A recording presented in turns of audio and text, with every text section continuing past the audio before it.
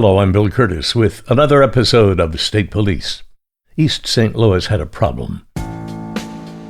Too much crime meant losing businesses and population.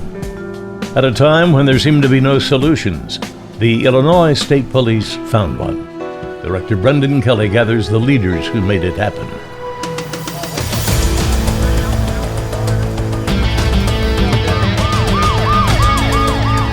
State Police.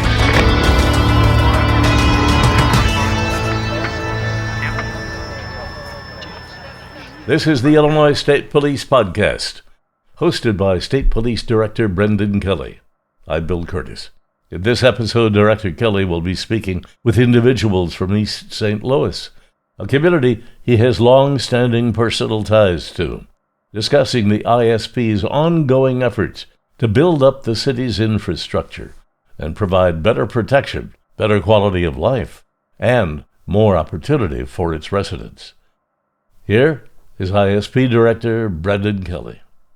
There's a unique challenge in the area that's the Metro East, part of the St. Louis region on the Illinois side of the river that's rooted in East St. Louis. So when I got out of the Navy many years ago, I was back here visiting this part of the state where I had grown up and had an occasion to travel through the city of East St. Louis. And there's something special about the city of East St. Louis. Every sort of calamity and challenge that you can conceive of that any American city has faced in our history, East St. Louis has faced those challenges. There's been urban decay, there's been environmental degradation, there's been white flight, black flight, public corruption, violent crime, extreme poverty, all the things that we see in American cities that have, over the past really 100 years, frankly, plagued a lot of urban environments. East St. Louis has been hit with every one of those over and over and over. But somehow the people of East St. Louis continue to move forward. They continue to try to hold on to a sense of community. There's a unique, special group of people that live in this 89 blocks of the city of East St. Louis. And they still call themselves a city of champions, and they should. They have a storied history of amazing people with athletic backgrounds, business, legal professionals. A whole host of people have succeeded in so many different fields with their ties to East St. Louis. Looking at year after year of law enforcement efforts to try to tackle the homicide rate, there'd been many attempts by the Illinois State Police, by other law enforcement, by local police to try to reduce what is really the main threat to public safety in this area and the main challenge to development, the main challenge to economic activity in this particular community, and that's been the homicide rate. The rate of homicides per capita basis several years ago were 20 times the national average, 5 times Chicago. Again, Chicago gets a lot of attention, but the per capita average in the city of East St. Louis, that number, which when you're looking at developing a distributorship or a FedEx a location or Amazon, this seems like a great place to do it with all these interstates and railroads and air transportation. But what holds back people in corporate boardrooms from investing in communities like this is they see those stats, those crime stats, particularly related to homicides. With that in mind, we're going to first be speaking with Brittany Williams. Brittany, can you please tell us your story? We're in East St. Louis actually leaving a memorial service for another cousin that had just passed away. I had stopped, got some gas, normal night, just leaving there, finna take the kids home. We were riding past the convenience store off of 15th and Broadway when we heard gunshots go off. And out of fear, I kind of stepped on the gas just to speed off, not knowing by the time I got to the other end of the block, my son was like, "Mom, I think I'm hit." I'm like, "You hit? What do you mean?" Where was he in the car? He was in the back seat behind me. My nephew was in the middle, and my younger son was in the back passenger seat. And he's like, "I'm hit." And I'm like, "What do you mean you're hit?" He's like, "I'm bleeding." He's like, "My arm is on fire. I'm bleeding." My cousin, who was sitting in the front passenger seat, turned the light on. She's like, "He's bleeding." We weren't too far from another cousin's home, so we ended up pulling up there and jumped out. We had her call 911, assuming that my nephew was just in the back seat, asleep. But when we went to go see him, he was like gasping for air.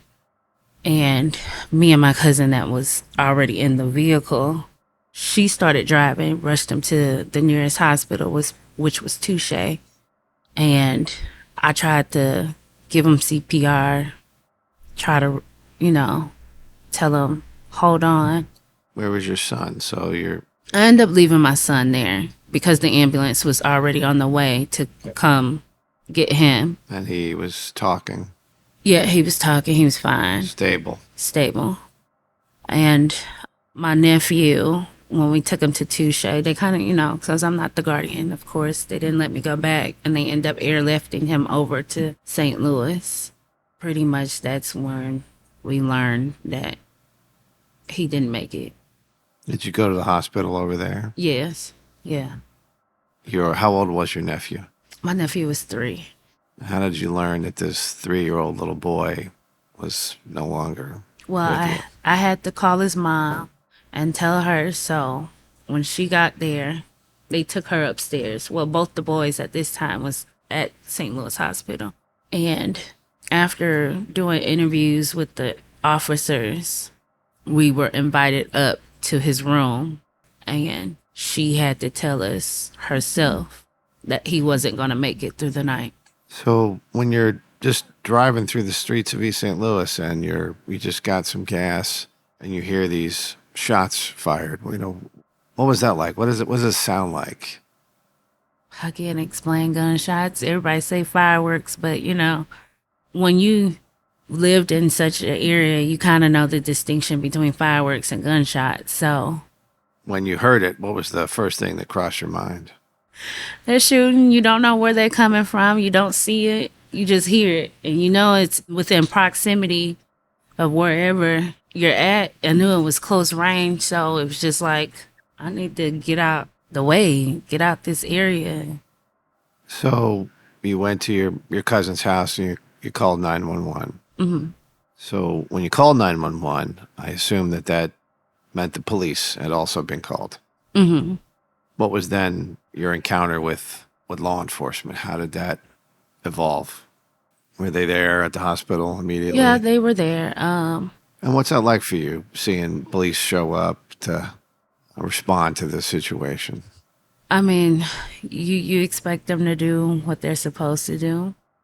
Try to figure out everything that's going on. I really didn't even have too much of anything that I could tell them or, everything's happening so fast.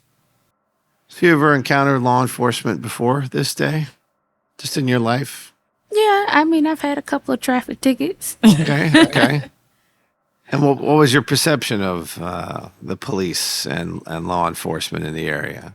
Well, as a Black woman in a Black community where we grow up in a belief system of that police don't help us. They don't come to help in our aid. We're taught to not participate, not to involve ourselves in police activity or, it's them versus us, basically. So you never know what to expect. That's how we grew up, in fear and just being standoffish, basically. So when violence happens in the community like it did in this situation, and that mistrust, that sort of preconceived view of how law enforcement is, how does that hurt the ability for people to get justice, for there to be consequences, for there to be the ability to prevent this from happening in the future? Is that mistrust between the community and police, has that been problematic? I believe so. I mean, it's a misconception of that they're not going to help us. You can give them all the help you want, but you can tell them all the information you want. But if something happens, who's there to help us?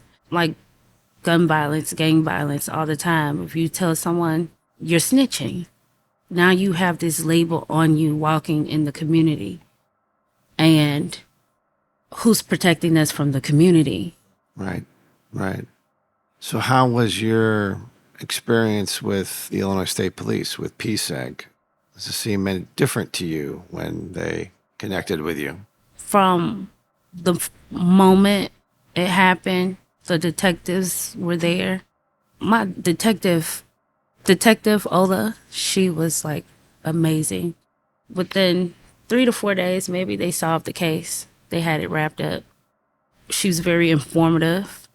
She checked in with us all the time. It wasn't just like we were a case number or we were another case or this was just something that had to be solved.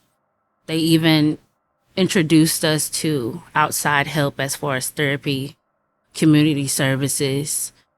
I relocated. I moved. And when I moved, that first year moving in, they bought my kids Christmas gifts. They came and showered them with Christmas gifts. My oldest son started the youth camp that following summer, and he's been going every year. That's the State Police Youth Camp? Yes, State Police Youth Camp. So he goes every year. Last year was his first year as a mentor, and he loves it. He absolutely loves it. He's excited to go every year. So let me ask you, how did they treat you from the outset? What was their approach with you in terms of how they treated you as a person? I was treated as a person, as a human, as a mother, like I said, not like a case. And how did that make a difference through this process for you?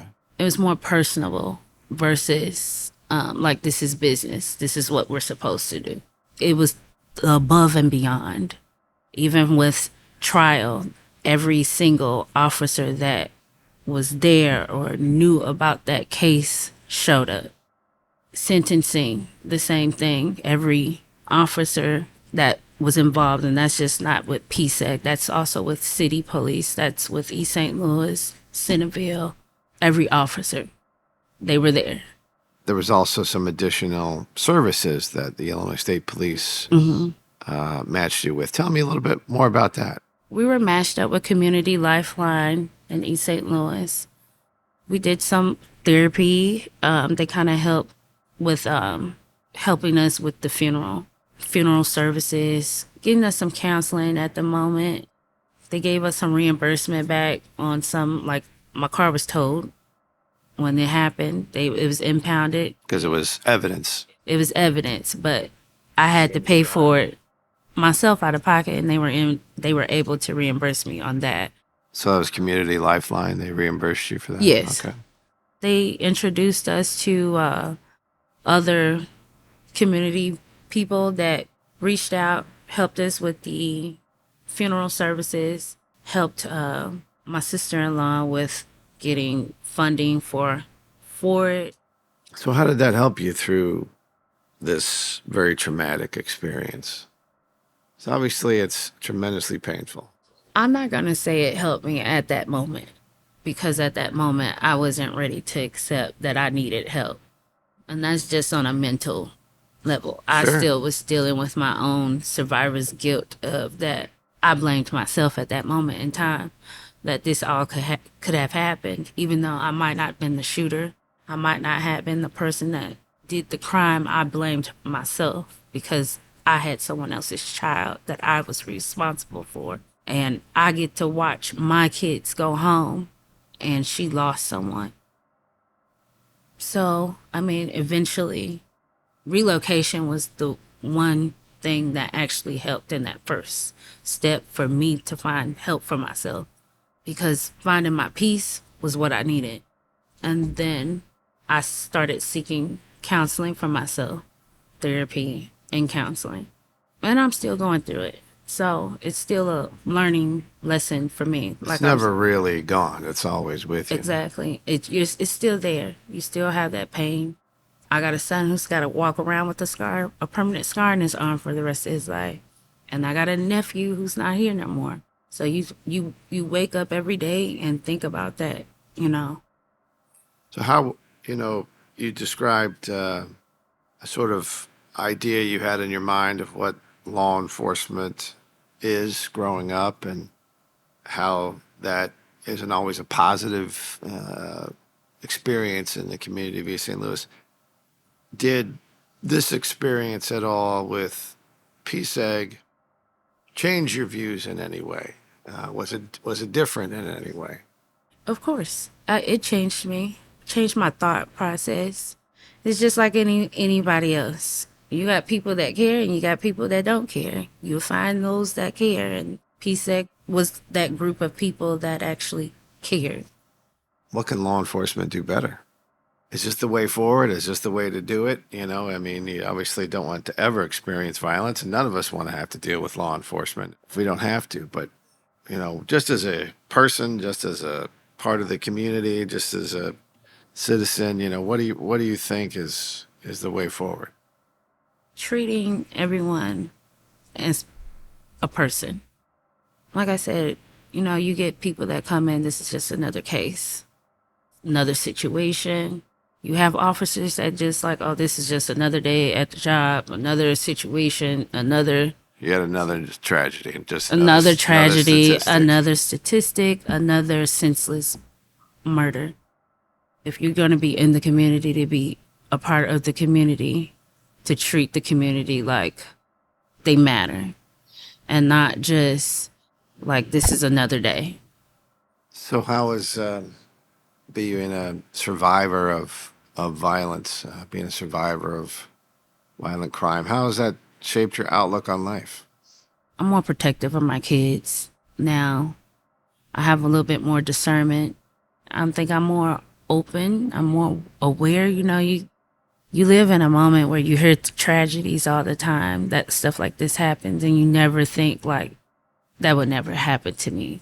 Never in a million years this could happen to me, until reality hits and you're like, this is really going on. Like, this is something you hear on the news, it's something you see on the movies. This is my life at this moment.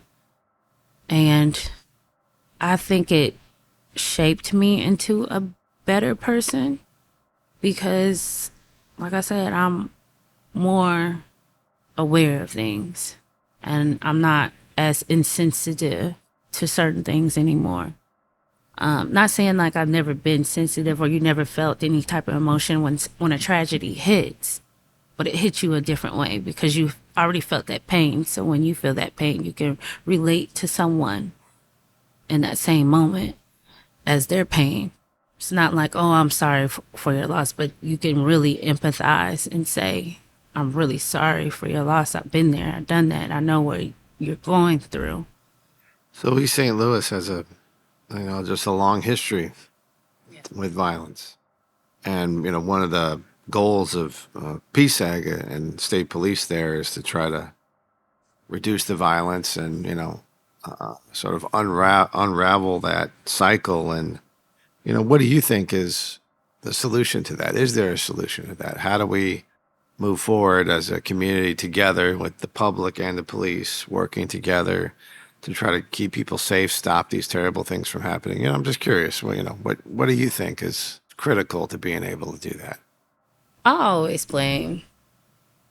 blame the community. I always say that within myself. Your community can only be as bad as you let it to be. When you put the blind eye onto things and you say you can't control what happened, you can control what happened because you control what's going on in your household. You can control how things are going on, being aware, because majority of the violence as of now is our youth. It's our youth out here acting crazy and doing wild things.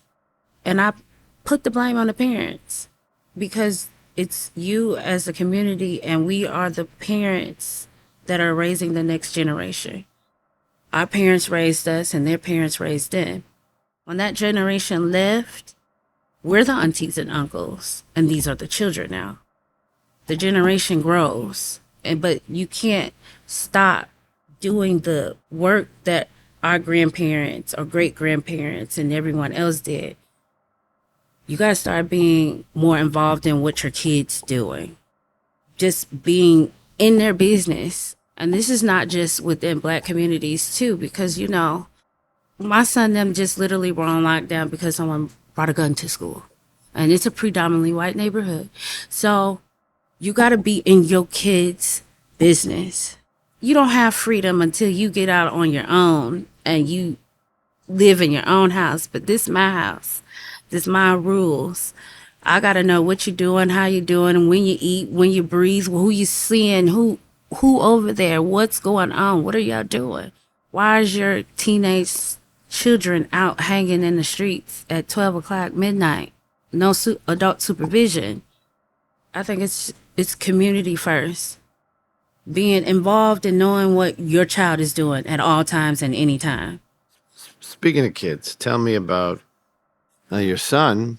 You said he's now involved in the Illinois State Police summer camp. Tell me about that. So they go fishing, they play basketball, they go swimming.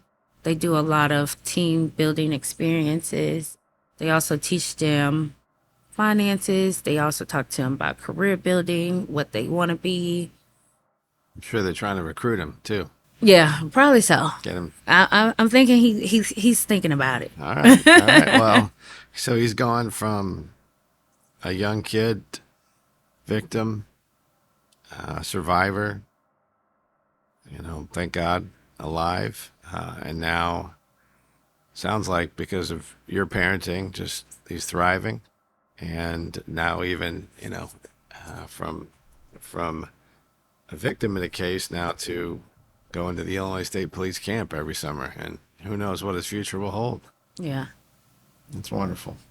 That's great. Thank you. Tribute to you, and I hope the Illinois State Police had a positive impact on him as well. Thank you for sharing your story with us, Brittany. Yes. Shifting perspective back to the broader overall issue and the challenges East St. Louis has faced as a community. If you looked at all the various decisions that have been made affecting the city of East St. Louis over decades, and the law enforcement strategies that have been tried to reduce homicides in a community like East St. Louis, that have been tried in other parts of the country, what was often missing was this really close tie with the community. We'd have homicide after homicide in the city of East St. Louis, and local police often overwhelmed by those cases. And so Illinois State Police would come in and investigate. And at times, it felt like we were just documentarians. We're just documenting murders, not solving them, not clearing them, not figuring out what happened. And when a murder would occur and it wasn't solved, the people that were affected by that were traumatized by that, they then would be the most likely people to commit the next murder, often out of retaliation, and that cycle would continue. And you'd have young people growing up in a community where life seemed cheap, where no one was going to do a damn thing if someone was murdered right in front of them at a gas station or on the streets of East St. Louis. And that was a dynamic that was feeding upon itself. And it wasn't that law enforcement didn't try. There was a lot of good attempts. But if you look at the various approaches that law enforcement, including the Illinois State Police, took over the years to this very difficult challenge, they're all kind of like, attempts to solve a problem that improved a little bit each time, but were never quite successful. It's like the Mercury program, then the Gemini program, then the Apollo program finally, got to the moon. But it took many different steps and different attempts to try to get to the ultimate goal. And so when I became director of the Illinois State Police, I looked around at the amazing talent and amazing people that are part of the Illinois State Police, some career investigators, special agents with just so much capability. I looked around at the people who are in the community who were still fighting the good fight, people who still gave a damn about what was going on in the streets of East St. Louis, and that maybe we could bring those entities together. We could bring law enforcement together with members of the community, specific pillars of the community that would be able to help us make the connection that we needed to get information that would help us solve these cases, to build up that trust, to get at the clues and leads and all the kind of things that law enforcement needs to work in order to be able to solve a homicide with the intent of preventing the next homicide. That's when we created PSEG, the Public Safety Enforcement Group. And that is a special part of the Illinois State Police that's very much focused on fatal and non-fatal shootings, as well as other types of violent crime, just within the footprint of East St. Louis. Now, again, we got responsibility statewide, so it begs the question, why concentrate so much on this area? And I think for us, the creation of PSEG, along with the partnership that we have with the city of East St. Louis and the East St. Louis Police Department, it really is twofold. For us, we need our officers and our special agents continuously improving their skills when it comes to investigation. So what they learn here for these very difficult cases that sometimes no one else would be working at all, they're going to be able to take that to all parts of the state and be able to help communities that are dealing with violent crime and trying to solve those crimes. So it's a very practical thing for Illinois State Police for us to be able to use this environment to try new things and to improve what we're doing as law enforcement. But really, the ultimate thing is if you can reduce the homicides and reduce the violent crime in a community like East St. Louis that has been hit with so many challenges, challenge after challenge after challenge, but where there are still people who are fighting for a sense of community and trying to raise their kids and have a future, even in a very difficult environment, then frankly, you can do that anywhere. If we can have success as an agency, a law enforcement agency, in this type of challenging law enforcement environment, then that's something that can be replicated anywhere. And it also just comes down to the fact that East St. Louis just gets in your blood. There's something special about it, something special about the people there, and you just want to fight with them side by side as hard as you can for their future. So that's why PSEG was created, the Public Safety Enforcement Group, a special unit of the Illinois State Police. And one of our key partners in that is obviously the East St. Louis Police. And one person who knows more about this history and the background of East St. Louis, certainly than even I can speak to it, is Chief Kendall Perry. He's the chief of police in East St. Louis. And the key thing about Chief Perry is that he's just been a reliable, steady, trustworthy partner. And that's also been very important for the Illinois State Police to have. So he's a career law enforcement. He's the leader of the East St. Louis Police Department through many difficult challenges and many difficult moments and different administrations even. And we're glad to have him as a partner. Chief, if you would, just kind of tell us a little bit about yourself and the efforts that we have with the city when it comes to PSEG. Good morning. I'm Chief Kendall Perry, the chief of the City of East St. Louis Police Department. Was born and raised in the City of East St. Louis.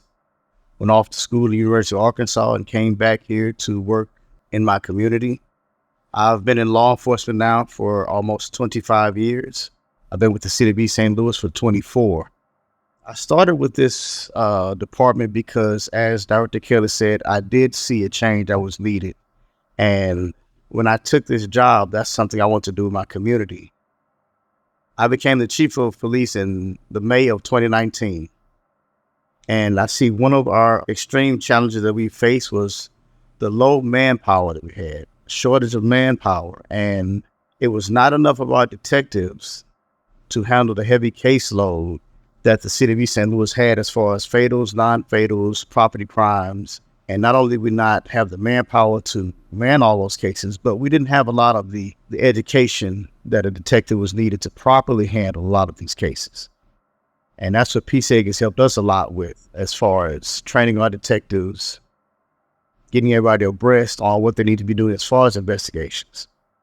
So when I spoke with Director Kelly in May of 2019, and he was going through a bunch of options on how to help the community out, and we came up with the idea of PSEG.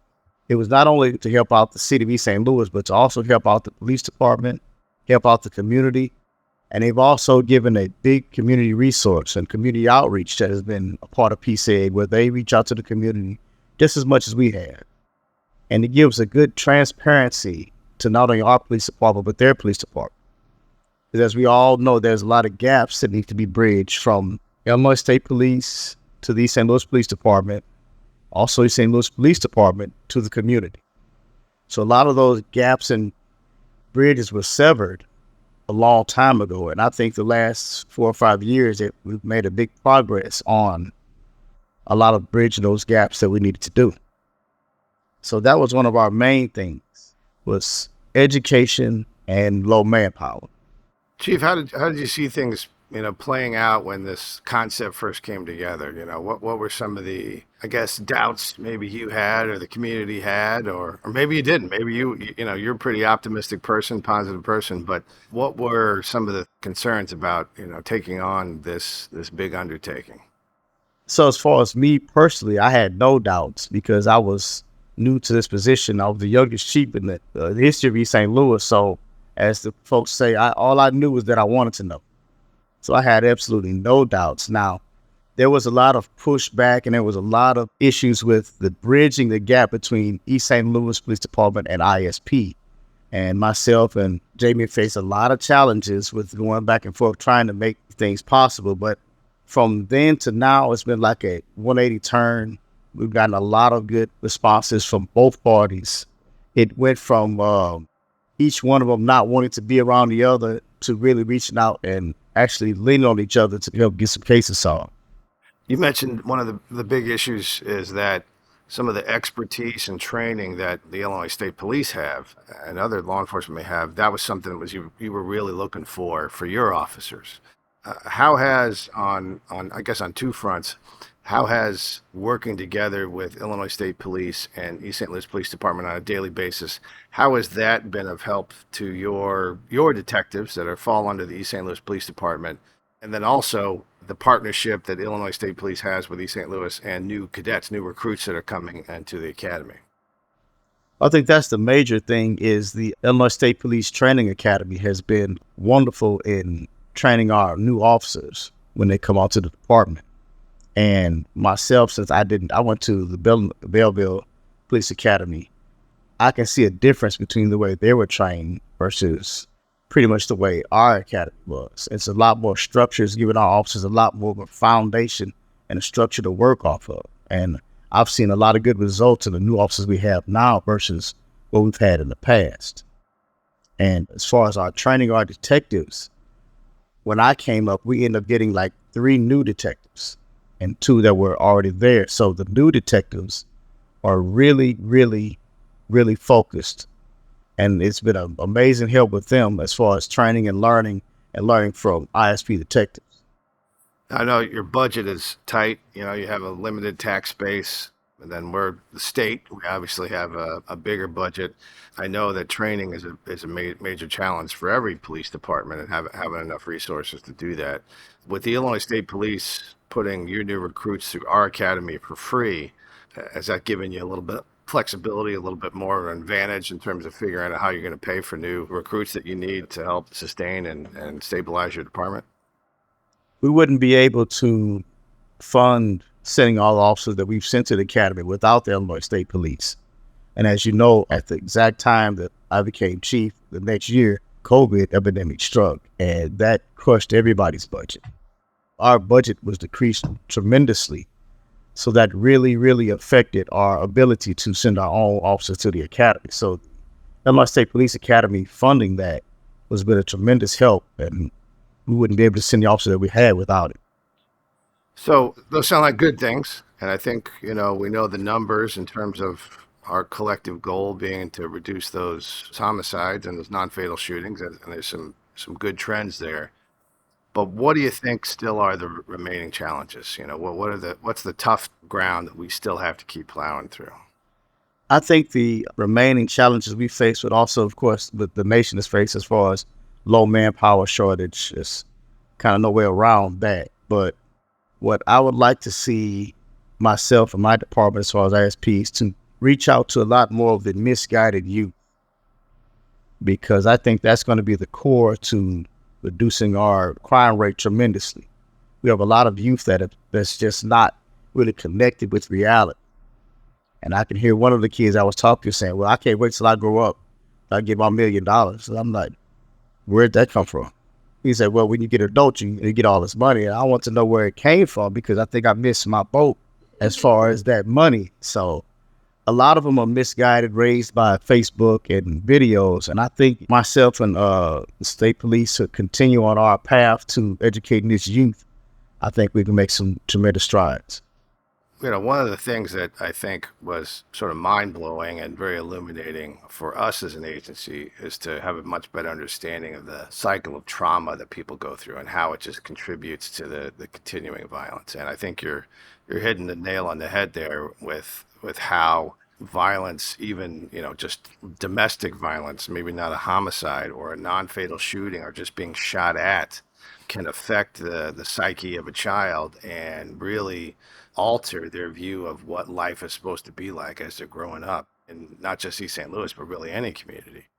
One of the things that I think we recognized that wasn't working about past law enforcement efforts was the partnership with the community. And I think that's where amazing people like Wyvetta Granger come in.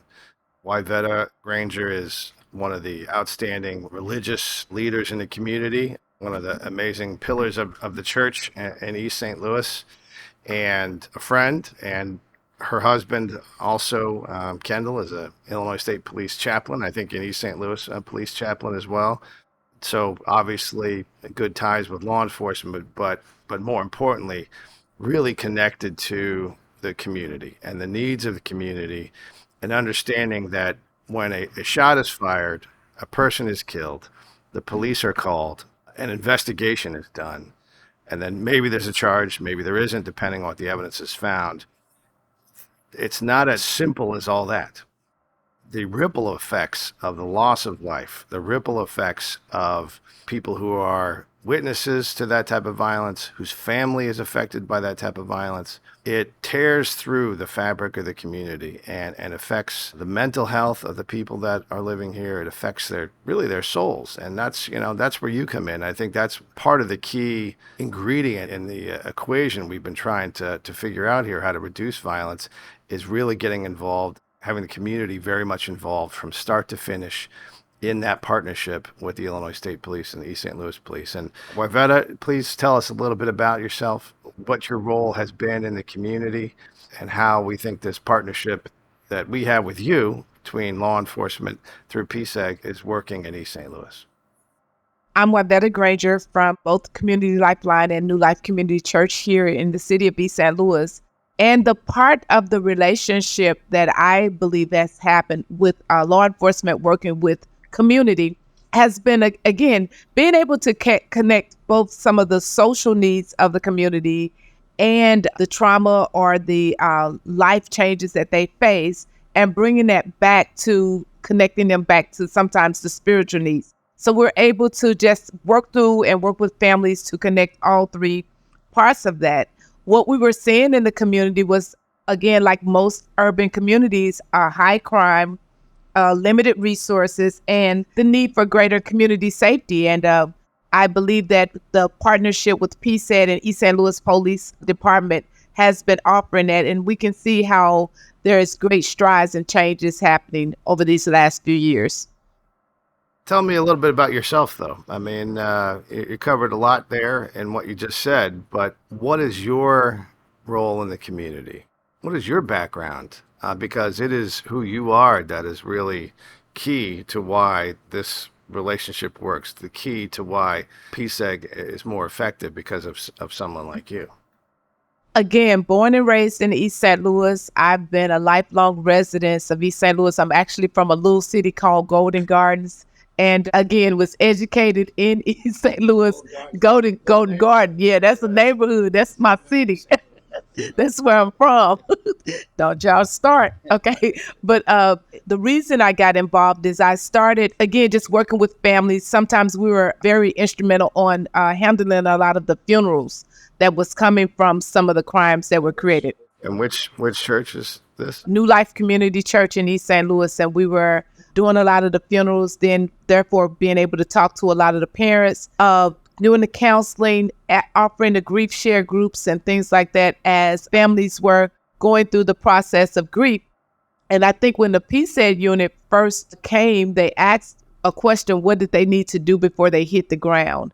And one of the things I thought was very important is that they talked to the community, that they talked to those who were being traumatized, those who were experiencing the hurt, the grief, and the losses.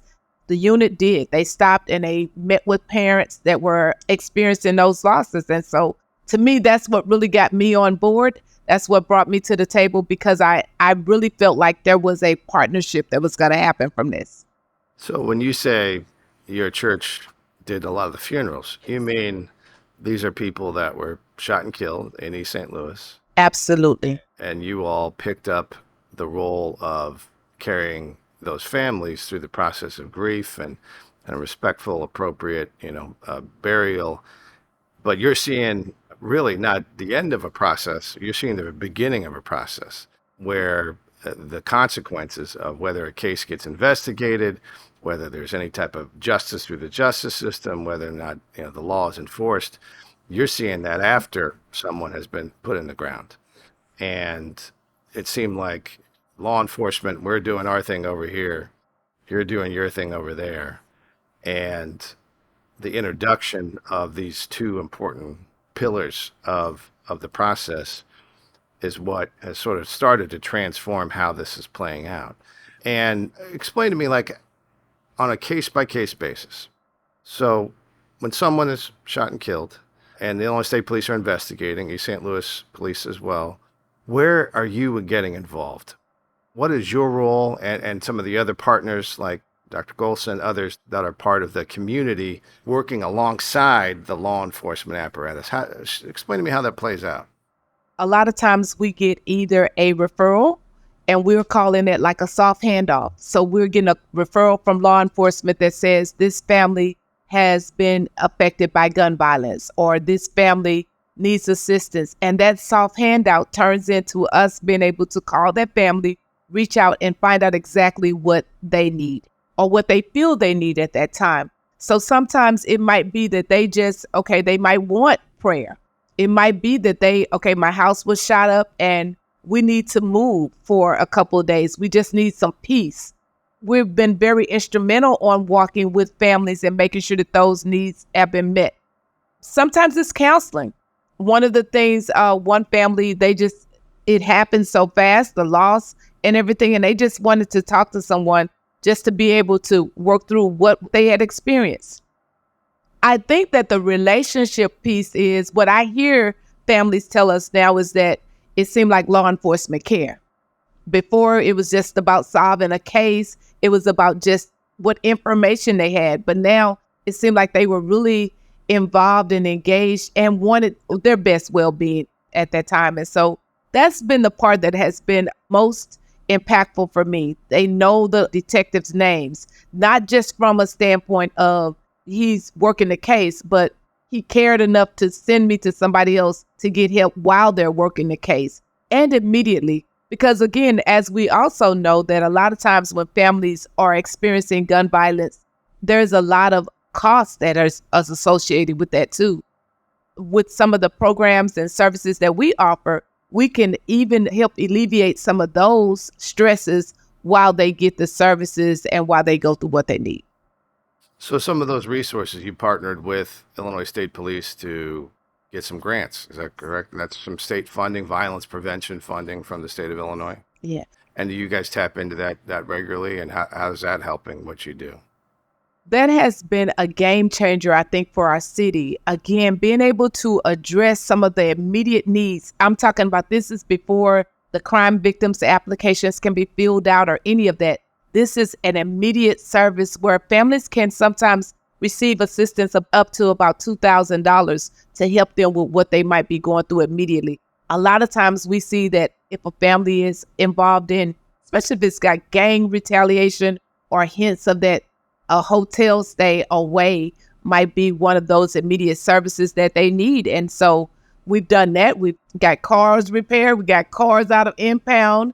And those have been things that have been very significant for families.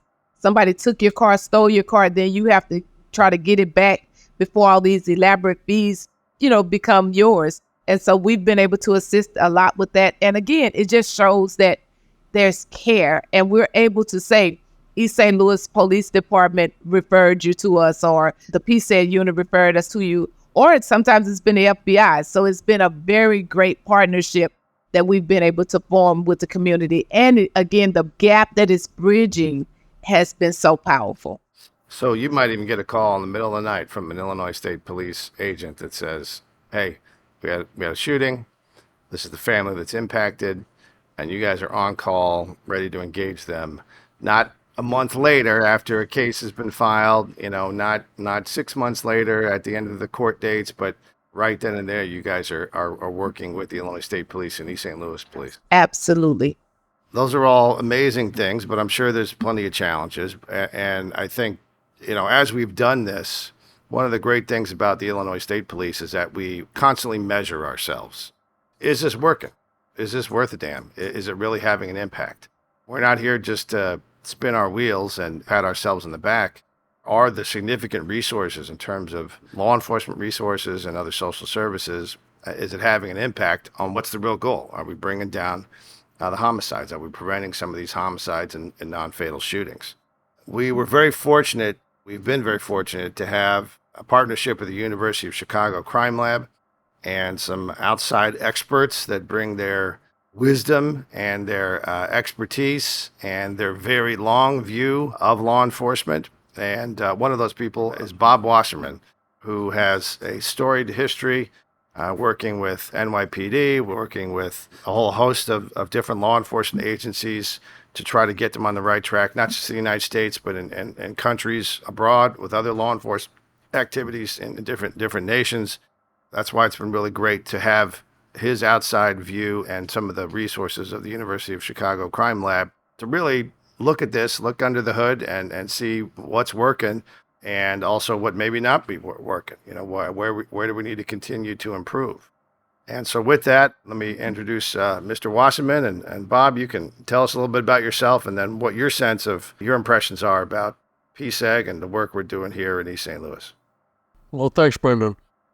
I spent some time in East St. Louis observing the PSEG, and the Public Safety Enforcement Group is an unusual and quite amazing initiative undertaken not only by the state police, but also by members of the East St. Louis community. It is a lesson for police agencies nationwide, including state police. It is an amazing example of community policing in its best sense. For some years, we have known that good community policing has two basic characteristics: geography and engagement.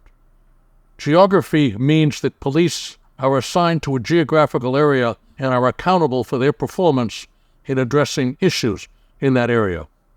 Engagement means that police officers assigned to the geography engage with the community and its residents to solve problems in the area.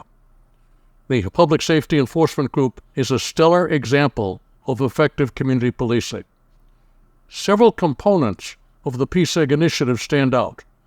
First, it is not a strategy that state police around the country have used.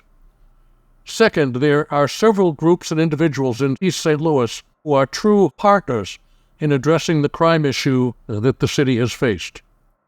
When we talk about engagement, we mean that PSEG involves not only state police in the community, but also has established trusted partnerships with other individuals and groups who address the impact of violence and trauma, especially on young people and their families following a violent act. Because state police know the community and engage with local individuals and groups, they have developed trust within the community. The community knows that the Illinois State Police care about St. Louis and its residents. The officers assigned to PSEG have been carefully selected and have a strong commitment to having a positive influence in the community. Of course, it took several individuals to make this initiative a reality. Director Kelly, because of his prior involvement in the East St. Louis area, knew that a new model for state police was required if they were to make a difference in the city. He recognized that policing geography meant having a group of officers who owned the geography and could commit to engaging extensively with the community. It's why Veda Granger, from whom we just heard, who has been reaching out to impacted families and their children for some years, has been an amazing and important part of addressing its community issues related to violence. The school system, under the leadership of Director Tiffany Golston, provided a very sophisticated wraparound process for youth and their families when violence occurred. Other individuals have developed initiatives to allow youth to have positive engagements after school. The state police team worked with the East St. Louis Police Departments to improve their response to violent incidents. We've heard the impact of that from the comments made by the chief. The local police were often overwhelmed by the level of violence in the community. And PSEG was able to bring federal prosecutors into prosecuting local serious offenders. It's contributing to community violence as well. The results have dramatically changed the mental health of East St. Louis. There are still serious issues related to violence. Poverty is still a major issue, and young people have little to look forward to as they grow up. But over time, that is beginning to change. What has occurred in East St. Louis serves as a model of what true community policing can do. Notably, the state police initiated the endeavor. While a PSEG involves enforcement, it is much more than that. It has become a model for how police and community together address problems of violence and youth trauma when violent events occur. In this sense, a PSEG is the glue that brings it together all the elements of change together. That's sort of my observation, having spent some time there. Well, thank you, Bob. Just for everyone's awareness, would you tell us a little bit about your background and your experience in law enforcement over the years? Well, I haven't had a lot. I've only been in law enforcement for 56 years now. But I've worked in a lot of cities. I've been involved in a lot of new initiatives. I was a police executive in Dayton, Ohio, in chief of staff of the Houston Police Department. I was involved with the NYPD for some time. And I think from each of these engagements, you learn things. If you really care about it, you listen to people in the communities in which you work or in which you visit. After the war in Bosnia, I spent some time as the commissioner of the International Police. And I learned a lot from the people who had lived through a war, and we could really make a difference in their lives. As I see what goes on in departments around the country, when I can engage with them, I find that there are an awful lot of good people who want to make a difference, but a lot of people don't really understand what these concepts mean. We hear about its community, its policing, and it's not really understood that it really incorporates just a few things. It's not just having an officer or two who makes nice of the community. It's that every officer engages and cares about the area in which they are working and has the ability to deal with its residents to help them through what are very serious times of crisis. East St. Louis has had a very interesting history, as the director mentioned, and it has been very important to people who have come north from the south looking for jobs, and they always would stop in East St. Louis, and it was a place that was really important to people who traveled on the way north. Many of them stayed. But with the issues that St. Louis has had, many of them have left. But some have stayed, and they care very much about the community. Historically, East St. Louis is an incredible community, and its future is only looking better, largely because of the people, such as the director and Wyvetta and others who have taken seriously making a difference in this environment. And it really is showing on the mental health of the community. Let me ask you this. Those are good, encouraging trends, but where do you think things might have the potential to go off the rails? Where could there be challenges? The challenges for the future? There are lots of challenges. I mean, certainly it's a big problem when young kids who have been subjected even to trauma don't have the ability to get a job as they get older. There's not much employment in East St. Louis or jobs that they can get, and that's a real problem. A lot of these young people have no sense about tomorrow. They only see what they have today, and they need to understand that they need to have opportunities, that they can start to see what for them tomorrow can be and their families can be. And that is a tremendous challenge for this community. And eventually it has to be addressed. There has to be a way to find jobs in East St. Louis or in the surrounding area that young people can get jobs, can be prepared for, and be successful, and then see what happens when they are actually employed in a meaningful way and can begin to lay the foundation for them having a good impact on their own lives. They have to see that East St. Louis is a community that they can themselves join with what's going on in changing the nature of the East St. Louis environment. And the PSEG has really made a difference. I have to say that all of the officers I met from PSEG are really committed to working in that area and making a difference. They are very sensitive to the people who live there. They are very sensitive to the victims of violence and crime, and they have lots of good ideas of what can happen. When you have somebody such as Wyvetta and her husband who is involved at the level they are, it really makes a difference on people's lives. It's only been the last couple of years that this has been in place. And as it goes on from here on out, the chance of success is very strong because of what everybody is doing. Well, I think you touched upon something that is also key to making all of this work and to having continued progress, and that is the officers that you've had a chance to meet when you were assessing how the progress of PSEG was going, Bob. And I can tell you, the special agents that are in the Division of Criminal Investigation of the Illinois State Police, as well as our troopers that are in the Division of Patrol that are involved in this effort, this sort of unified command where we're bringing these various functions of the Illinois State Police to bear on this challenge of gun violence in East St. Louis and in the Metro East region. They are just some of the most amazing human beings you'll ever meet. They're just tremendous public servants.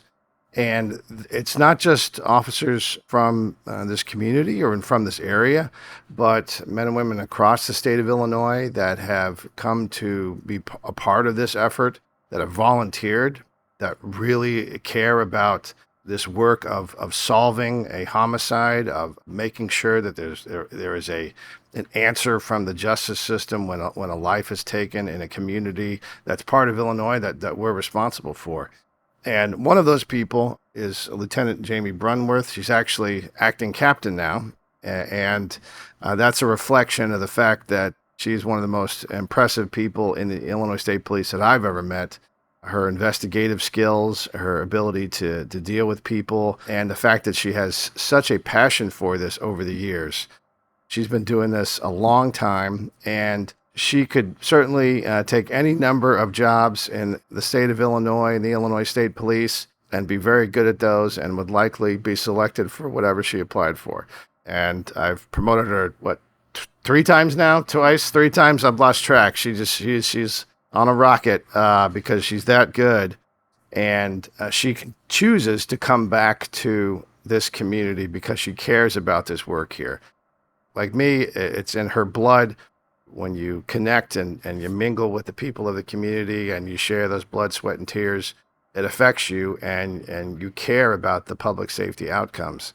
And that, to me, is a prime example of why Lieutenant Jamie Brunworth is one of the great assets we have in the Illinois State Police that's leading this PSEG effort. So, Lieutenant Brunworth, if you would, Acting Captain Brunworth, hopefully be soon full Captain Brunworth, if you would just tell us about your background and your time as an investigator, as a special agent working in East St. Louis, and then how PSEG has evolved under you, and what's working and what's not, and what the future might look like.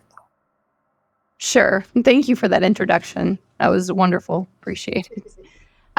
So I've been with State Police for 18 years now, and I've spent the last 15 in investigations working in the Metro East area. I started as a special agent working homicides in East St. Louis and working the surrounding communities. And I've just kind of come up in the agency down in East St. Louis and the Metro East and working with the community and local law enforcement. And it's something that I'm very passionate about. And so when I was asked to come back for the Public Safety Enforcement Group, when we were building that up, I felt very fortunate to be asked to be included in that. So I've been a part of the process since we started, and I've been there since the inception of it. And I think we've come a long way with PSEG, and the agents that we have working down there, they've learned a lot, especially these newer agents that have come up under PSEG, the experience that they're getting down there, not only working violent crimes, but also working with the community and finding their strengths and building up on their weaknesses on how to work with other people, how to engage the community it's been amazing to watch how they've progressed over the last 4 years. One thing that I've substantially noticed with PSEG and the efforts that we've had down there is obviously the decrease in violent crime. We've had a substantial decrease in non-fatal shootings and homicides over the last 4 years. And with that, part of that is because there's been a huge increase of the number of cases that are being investigated and presented for charges and then being charged. So a lot more individuals being held accountable for their acts. And then on top of that, part of it is the community engagement piece that we have down there in PSEG and our officers engaging with the public and building back the trust. Chief Perry spoke about bridging those gaps between the police and the community. And I think in the 4 years that we've been down there, we've really bridged some of those gaps. Some of that is simply from us being present and having the number of officers there that we have that are there to investigate violent crime. And with our offices being in the East St. Louis Police Department, we're often responding in real time and we're on scene sometimes before the ambulances even arrive. So for us to kick off the investigation right there when it happens has been extremely beneficial. And so just the community knowing that we're there and that we're investigating these cases and that, if we can get charges, we do, and that somebody's being held accountable is a huge factor in building that gap between us and the community. I also think just us being present, part of PSEG is the community engagement piece. And with that, we're going out into the community and we're engaging everyone. We have various events that we go to. We get asked frequently through the school districts and the different community churches and community groups to come out and be present and talk to the youth. That's one thing I know we've spoke about today is addressing youth and the violence and how do we address it when they're young so that it's not something that continues in their future. So we have Dr. Brazil, who is our high-risk communities public safety coordinator, and she's been great in addressing and working with a lot of the schools and the community groups to tackle youth and high-risk youth. And how do we address that as what are the different ways to try and get them on the right path? And so those are a lot of things that we're working on. Obviously, there's still leaps and bounds of growth that we have to do there, but it's definitely a step in the right direction. Let me ask you, from the many years you spent investigating cases in East St. Louis, sometimes with success in terms of solving it and getting a charge and some measure of justice, sometimes not. How does the PSEG approach, where we have the partnerships with the community agencies, with the churches, with social services, with the schools, how does that, from the time there's a report, shots fired, or someone has found what appears to be someone who's the victim of a homicide, and the Illinois State Police Public Safety Enforcement Group is activated to go investigate that, how is that qualitatively different from the way it maybe used to be, where we were kind of stuck in that documentarian mode, where we were just really just documenting murders as opposed to solving them in some cases, not always, but in some cases. How is this partnership with the community, this essential sort of Peelian approach of the public or the police and the police or the public, how is that playing out differently in the day-to-day operations of the Illinois State Police in East St. Louis? It's obviously much different. The way that we were investigating violent crime or homicides before, when we were responding from our Zone 6 offices, was much different. It was like we were on the outside kind of looking in.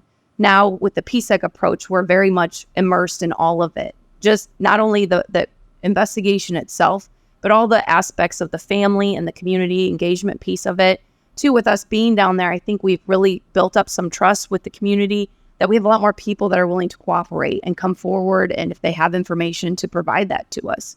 So, when we have a call out, there's so many pieces that play into that. So we're notifying our partnerships here, whether it involves juveniles or maybe the victim has juvenile siblings that are in the school district. We're reaching out to the wraparound to get those kids into care right away. It could be reaching out to Wyveta, letting her know that, hey, we have a crime victim, this is going on. We also have the community engagement response team that we're doing referrals to. Sometimes those are in real time. Sometimes it's a quick email the next day or a phone call or a text message.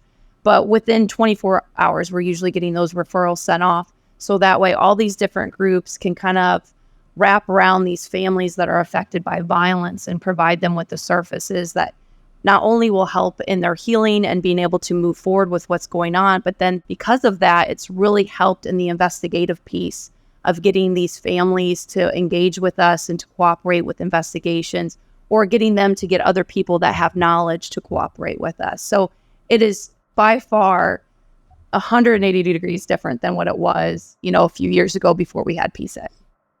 On some level, I guess it sounds like some sort of radical new approach, but at the end of the day, this is really just good police work. This really is kind of getting back to first principles of policing, which is you really got to be connected to the community in order to have that sort of positive feedback loop of good information, good response, proper investigation, proper consequences. That prevents the next one from happening. People who've been negatively affected by the violence, they're going to direct energy towards healing. They're going to direct their energy towards supporting the investigation, as opposed to thinking about, I need to get a gun and I need to go dole out some street justice on my own, because they're acting out of anger. They're acting out of trauma and the pain that they're feeling. And so I think that's a great description that you have explaining how the processes work. What's a challenge though? What remains a difficulty in continuing to move this in the right direction? Teens, definitely the youth is still a challenge that we're trying to figure out ways to address. Some of these kids in the city, they just don't have a good support system at home, and they're learning from fellow peers, and they're learning the wrong ways to deal with trauma and deal with whatever it is that's going on in their life. So trying to get some of those youth on the right path is a huge thing that we're still working on, and that's not going to happen overnight, but it's something that we're really focusing on. We still have issues with getting cooperation from the public. I think it has increased dramatically, but that'll always be an issue. East St. Louis is a very violent community, so we do have individuals that have knowledge of cases that are afraid to come forward because they're afraid of retaliation. And we understand that, they live in that community, they have children there, they're worried for their safety, their family's safety. So trying to figure out how to get them to cooperate with still being cognizant of the fears that they have is still a challenge that we deal with often. How about buy-in from the agency? How about buy-in from the ISP? Within our own ranks, it's a little bit different than some of the things we've done before. Maybe kind of changing people's views and rocking their world a little bit in some cases. What are your thoughts about how that has changed, or maybe still needs to change? Yeah, I know it can be controversial at times because we're a state agency and we're directing a lot of our resources to one community. But as somebody that's been immersed in it as part of it, I see the bigger picture. I see why. We're putting our resources in an area that's has a very high crime rate, that has a police department that is struggling with manpower, and they need our help. And so I think that the areas in the state that need our help the most are the ones where we should be directing our resources. I think with the great things that we've done with PSEG, I think maybe that's changed some people's views, other people maybe not. But I think that overall, the numbers speak for themselves if you look at the statistics. And also with our agents, the agents that we have coming up that have gone into PSEG and worked cases down there, I think it's really made them into better, not only agents as they're working criminal cases, but it's turning them into better people. How to talk with people, how to engage people that are affected by violence. So I think it's been beneficial to everybody. That's kind of the same thing that I'm viewing. Our work is not done. We still have plenty to do. And I think that is the heart of it. The questions that we have for us in the future. It's not any different than the question that prompted us to take this effort on anyway. It'd be very easy, I think, for everybody at this table and everybody that's been involved in this effort to have some despair. It'd be very easy to throw your hands up and say, that's, not my community. It's unsolvable, these issues. They're so complex. There's just so much dense poverty that's part of the equation. What can the Illinois State Police even do about that? What can one agent do about it? What can one church? What can one chief of police even do about that? So that's the constant struggle on a daily basis, looking for those points of light and looking for a reason for optimism. And starting at the beginning of this process in 2019, where we were trying to figure out what our mission was going to be here, I think one choice we could have made was that this is something that's completely up to the local community. We're a statewide agency, and we've got plenty of other problems to deal with, and we do. And we have limited resources, even though we are blessed in some ways as a state agency, we do have limited resources. And so is this the best place for us to be sticking a flag in the ground and trying to take territory in terms of forward progress in the fight against crime? And it does have a ripple effect. If you can bring crime down in this community, it benefits the surrounding communities. It benefits the entire region. So that it is a reasonable thing for us to devote resources to. But it's also, I think, a key thing is that the community wants us there. That's a big deciding factor for the Illinois State Police about our forward momentum and our commitment to sustaining this. At the end of the day, that is the tough decision that I have to make, and that really all of us as individuals that are involved in this effort have to make, to just keep going, just to make a choice that there are people worth fighting for here. There's a community worth fighting for here. There's a concept in terms of law enforcement professionalism, in terms of the craft of solving a homicide that is worth these resources, that has benefits beyond that we're able to see just in one individual case. That may not be something everybody agrees with. At times, you feel frustrated. You hire 3 new cops in East St. Louis, and then 2 get hired elsewhere, and they get stolen. We have a great month in terms of no violence, and then we have a month where there's shooting after shooting. That is really the main difficult thing for us is remaining engaged, remaining persistent, following through on this concept and seeing it through and make sure it's continuing to make a difference. Because what Bob Wasserman touched upon was the issue of employment, the issue of some future for young people, seeing beyond the day, seeing beyond the week, and seeing some life worth living. And it is the chicken and the egg that you have here in East St. Louis. If you can reduce the violence, then you reduce those overall statistics, and then you give people who are interested in making investments, in building, and attracting jobs, they have better data to justify investing in this community because the crime is headed downward. If the crime is headed the wrong way, then that disincentivizes investment and economic activity and job development, and it just actually will make it worse. So you got to pull on that ball of string and try to unwind it. And with the positive direction that things are moving, not without challenges, but moving in a generally healthier direction and safer direction, that creates the opportunity for people who want to invest in the community to reconsider those decisions and maybe take a chance here, take a chance the way we have in this community. And that's kind of the challenge for us going forward. But we are continuing our commitment. We are building a new $50 million facility in East St. Louis for our criminal investigative offices and our patrol offices, our communications center. That is land donated by someone who's affiliated with the Jackie Joyner Kersey Foundation. So our footprint will not just be one of PSEG in this partnership, but our footprint's going to grow, because we think the ramifications of what we're doing here are worthwhile, and they could benefit the whole region, not just the city of East St. Louis. So that's the future, I think, as far as the Illinois State Police and our activity is going to look like, because we do think it's making a difference. At the very least, our officers are getting very good experience and becoming better investigators. And that in itself is worthwhile, because that will make a difference wherever they go in their profession. But that's just the least of the potential for PSEG. The best potential is that it really does help a community turn a corner, a community that has experienced all the challenges that so many urban communities in the United States have experienced. And if you can try this here, it could work elsewhere and make a difference for those communities also. If you can overcome things that should make you feel hopeless in this community, then you can have hope for this community and for other communities. As we close this file, troopers will be ready to help with your questions.